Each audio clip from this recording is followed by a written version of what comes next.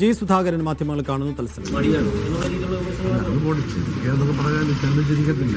അതുകൊണ്ട് നല്ലവരെന്നൊന്നും പറയാൻ പറ്റില്ല. ഒരുപാട് ചിരിച്ച തോളൊക്കെ ഇടുന്നവരെ സൂക്ഷിക്കാൻ വേണം, രാഷ്ട്രീയക്കാരെ പ്രത്യേകിച്ച്. ആത്മാർത്ഥ കുറവായിരിക്കും. അതല്ല എന്താ പോക്കറ്റ് അടിക്കുന്നത്.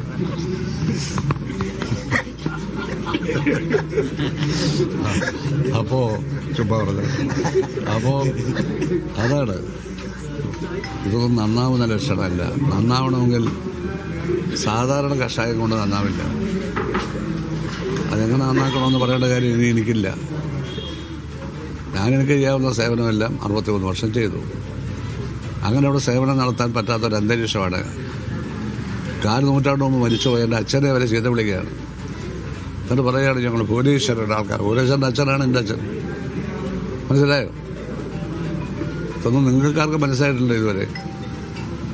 നിങ്ങൾ ഏതെങ്കിലും മാധ്യമപ്രവർത്തകർ അത് കണ്ടുപിടിച്ച് എഴുതിയോ? ഇല്ലല്ലോ. ചാരുമൂട്ടിൽ എഴുതിയില്ലല്ലോ.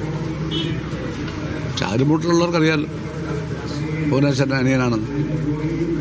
ഭുവനേശ്വരൻ രക്തസാക്ഷിയായത് എങ്ങനെയാണെന്നുള്ളത് എനിക്കറിയാം. ഇവർക്കൊല്ലം അറിയോ? കേസുകാരാണ് കൊന്നതെന്നുള്ളത് ശരിയാണ്. പക്ഷെ കൊല്ലാനുള്ള സാഹചര്യം ഉണ്ടാക്കിയതാരാ?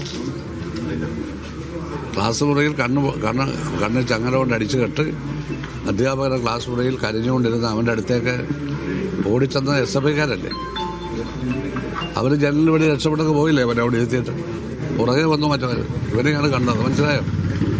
അത് ഞാൻ ഇപ്പോഴാണ് പറഞ്ഞു, മുമ്പൊന്നും പറഞ്ഞിട്ടില്ല. ഭുവനേശ്വരൻ്റെ കാര്യത്തിലൊന്നും ഇവരാൾ മുതൽക്കണ്ണിൽ കൊടുക്കണ്ട. കേസ് മുഴുവൻ പറഞ്ഞത് ഞങ്ങളുടെ കാശ് കൊണ്ടും ഞങ്ങളുടെ വീട്ടിലെ തടി വിറ്റുമൊക്കെയാണ്. ഇതൊക്കെ പറയിപ്പിക്കണം. അതിനൊന്നും ഒരു പരാതി ഞാൻ പറഞ്ഞിട്ടില്ലല്ലോ ആരോടും ഇങ്ങനെ വരെ. വെളിയിൽ വന്നതിന് ശേഷമല്ലേ. എന്നെ പണ്ടേ പുറത്താക്കണമായിരുന്നു. അപ്പോൾ ഓരോരുത്തർ ഉദ്ദേശിക്കുമ്പോൾ ഓരോരുത്തരെയൊക്കെ പുറത്താക്കണതിന് കാരണം വേണം. ഇങ്ങനെ പറഞ്ഞവർ മാത്രം മതി ഇതിനകത്ത്. നിങ്ങളവിടെ നിന്ന് വേടയും ചെയ്തു. ആർക്കും ഒരു ശല്യമില്ല. ജനം കൂടെ ഉണ്ടാവില്ല. അത് മാത്രമേ ഉള്ളൂ. അപ്പോൾ കാണിച്ചു തന്നെ ജനം കൂടുതലുണ്ടാവില്ല. ജനം കൂടെ ഉണ്ടാവണമെങ്കിൽ പണ്ട് പ്രവർത്തിച്ചവരെ പ്രവർത്തിക്കണം. ജനങ്ങളുടെ ഇടയിൽ എങ്ങനെയാണ് പ്രവർത്തിച്ചതെന്നുള്ളത് ഞങ്ങളവ കാണിച്ചു തന്നിട്ടുണ്ട്. ഞങ്ങൾ കഷ്ടപ്പെട്ടിട്ടുണ്ട്. ഞങ്ങളുടെ തല പോകുന്ന സാഹചര്യത്തിൽ പോലും ഞങ്ങൾ പാർട്ടിക്ക് വേണ്ടി ഉറച്ചു നിന്നവരാണ്. കുട്ടനാട്ടിൽ എപ്പോഴാണ് തല പോകണമെന്ന് അറിയത്തില്ല. ആക്രമണം നടക്കാം അവിടെ. ബോംബ് വേറെ പാർട്ടി ബസ് കത്തിക്കൽ. ഞങ്ങളവിടെ ഉറച്ചു നിന്നവരല്ലേ. അപ്പോൾ ഞങ്ങളെപ്പറ്റി ഇങ്ങനെയാണ് പറയേണ്ടത്. ഇതൊക്കെയാണോ പറയേണ്ടത്? ഞാൻ CPM എന്ന് പറയുന്ന പാർട്ടിക്കെതിരെ ഒന്നും ഇതുവരെ പറഞ്ഞില്ലല്ലോ. CPM എന്ന് പറഞ്ഞ് CPMൻ്റെ ആശയങ്ങളല്ലാതെ വൃത്തികെട്ട ആശയങ്ങൾ, മുതലാളിത്ത ആശയങ്ങൾ ഉൾക്കൊള്ളുന്ന സ്ഥാനമോഹികളും സാമ്പത്തിക മോഹികളുമായ ആൾക്കാർ ഈ പാർട്ടിയെ ഇടപെട്ട് നശിപ്പിക്കുന്നതിനെ പറ്റിയാണ് സംസാരിച്ചുകൊണ്ടിരിക്കുന്നത്. അത് മറ്റു പാർട്ടിക്കാരും വിമർശിക്കുന്നുണ്ട്.